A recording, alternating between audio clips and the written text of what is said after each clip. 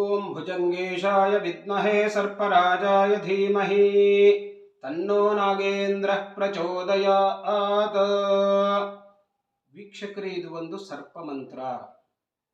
ಹಾಗಾಗಿ ಇವತ್ತಿನ ವಿಷಯ ಅಂತಂದ್ರೆ ಈ ಸರ್ಪ ಭಯ ನಿವಾರಣೆಗೆ ನಾವು ಏನನ್ನ ಮಾಡಬೇಕು, ಯಾವ ಉಪಾಯವನ್ನ ಮಾಡಬೇಕು. ನೋಡಿ, ಸಾಮಾನ್ಯವಾಗಿ ಎಲ್ರಿಗೂ ಗೊತ್ತಿದೆ, ಸರ್ಪ ಅಂದ ಕೂಡಲೇ ನಾವೆಲ್ಲರೂ ಹೆದರು ಹೋಗ್ಬಿಡ್ತೀವಿ. ಜೀವಂತವಾಗಿ ಬಂತು ಅಂತಂದ್ರೆ ಅದರ ಹೆದರಿಕೆ ತುಂಬ ಇರುತ್ತೆ ನಮಗೆಲ್ರಿಗೂ. ಹಾಗಾಗಿ ಎಷ್ಟೋ ಸಂದರ್ಭಗಳಲ್ಲಿ ನಮ್ಮ ಮನೆ ಇರಬಹುದು ಅಥವಾ ನಮ್ಮ ಯಾವುದೇ ಕಾರ್ಯಕ್ಷೇತ್ರ ಇರಬಹುದು, ಅಲ್ಲಿ ಅನೇಕ ಸಾರಿ ನಮಗೆ ಈ ಸರ್ಪಗಳು ಕಣ್ಣಿಗೆ ಬೀಳುವ ಸಾಧ್ಯತೆ ಇರುತ್ತೆ. ಮೇಲಿಂದ ಮೇಲೆ ಸರ್ಪಗಳು ಬರುವಂಥ ಸಾಧ್ಯತೆ ಇರುತ್ತೆ.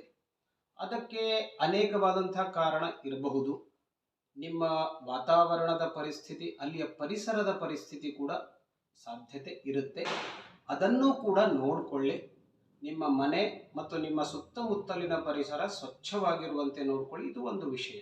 ಫಸ್ಟ್ ಇದು ಯಾಕೆ ಆ ರೀತಿಯಾಗಿ ಆಗ್ತಾ ಇದೆ ಅಂತ ಅನ್ನೋದನ್ನ ನಾವು ಮೊದಲು ಅದನ್ನ ಸರಿಪಡಿಸ್ಕೊಳ್ಬೇಕು.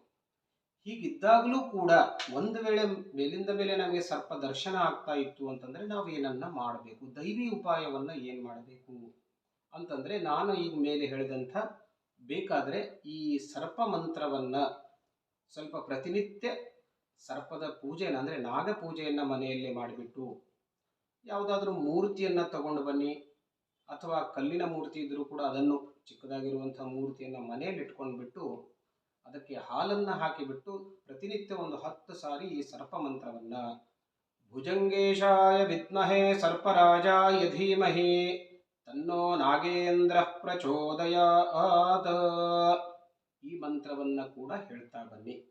ಇದ್ರ ಜೊತೆಗೆ ಇನ್ನೂ ಒಂದು ಪರಿಹಾರವನ್ನ ಹೇಳ್ತೇನೆ.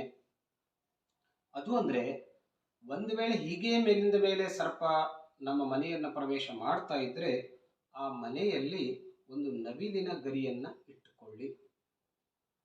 ನಮಗೆಲ್ಲ ಮಾರ್ಕೆಟ್ನಲ್ಲಿ ಸಿಗುತ್ತೆ, ಅದು ಸುಲಭವಾಗಿ ಸಿಗುತ್ತೆ.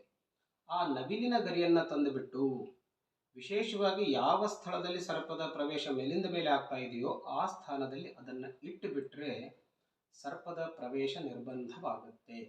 ಹಾಗಾಗಿ ಅದು ಒಂದು ಕೂಡ ಒಳ್ಳೆಯ ಉಪಾಯ. ಅದನ್ನು ಕೂಡ ನಮ್ಮ ಹಿರಿಯರು ಹೇಳ್ತಾ ಬಂದಿರುವಂಥ ಉಪಾಯ. ಹಾಗಾಗಿ ಈ ಉಪಾಯವನ್ನು ಕೂಡ ನೀವು ಖಂಡಿತ ಮಾಡಿಕೊಂಡ್ರೆ ನಿಮಗೆ ಸರ್ಪ ಭಯ ಇರೋದಿಲ್ಲ. ಇಷ್ಟನ್ನು ಮಾಡಿ, ಖಂಡಿತವಾಗಿಯೂ ಒಳ್ಳೆಯದಾಗುತ್ತೆ. ನಮಸ್ಕಾರ.